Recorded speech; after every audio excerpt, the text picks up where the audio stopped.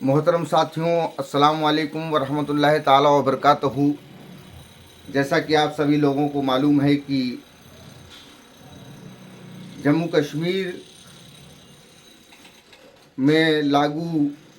अनुच्छेद 370 के संबंध में माननीय उच्चतम न्यायालय के द्वारा निर्णय पारित किया गया है। हमारा ऐसा मानना है कि माननीय उच्चतम न्यायालय के द्वारा जो निर्णय पारित किया गया है वो राष्ट्रीय एकता और अखंडता के लिए एक प्रकाश पुंज के समान है।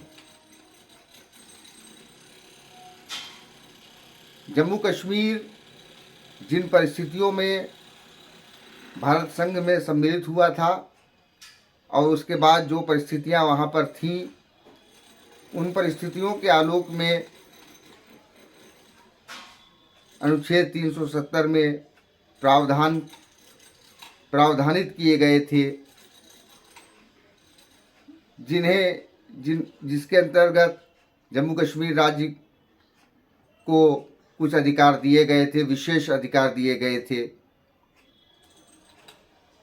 परिस्थितियों के अनुसार उनमें धीरे धीरे संशोधन होता रहा और अंततोगत्वा भारत की संसद के द्वारा अगस्त 2019 में पूरी तरीके से धारा 370 को जम्मू कश्मीर से निष्प्रभावी कर दिया गया। चूँकि भारत एक विशालतम लोकतांत्रिक देश है, एक बड़ी राष्ट्रीय स्तर की चर्चा हुई, मामला उच्चतम न्यायालय तक गया और अंततोगत्वा माननीय उच्चतम न्यायालय के द्वारा सभी पहलुओं पर विचार करते हुए 370 को पूरी तरीके से जम्मू कश्मीर से निष्प्रभावी करने के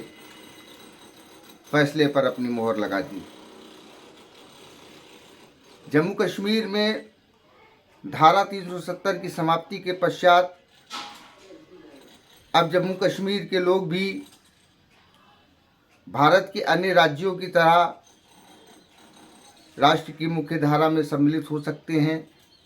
जिस प्रकार से माननीय उच्चतम न्यायालय के द्वारा प्रत्येक पहलू पर विस्तृत विवेचना की है और जो चीज़ें उनकी विवेचना के अनुसार प्रकाश में आई हैं, उन बातों का ये अर्थ निकलता है कि आगामी दिनों में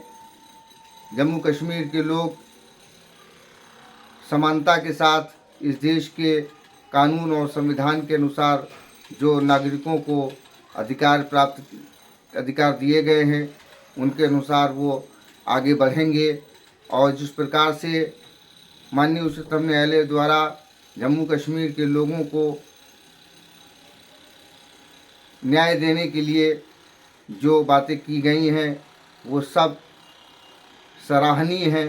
और इनका स्वागत किया जाना चाहिए। सूफी खान का एसोसिएशन माननीय उच्चतम न्यायालय के इस निर्णय की भूरी प्रशंसा करता है और हमें आशा ही नहीं बल्कि विश्वास है कि इस निर्णय के पश्चात जम्मू कश्मीर के लोग भी भारत के अन्य राज्यों की तरह अन्य राज्यों के नागरिकों की तरह राष्ट्र की मुख्य धारा में सम्मिलित होंगे। धन्यवाद।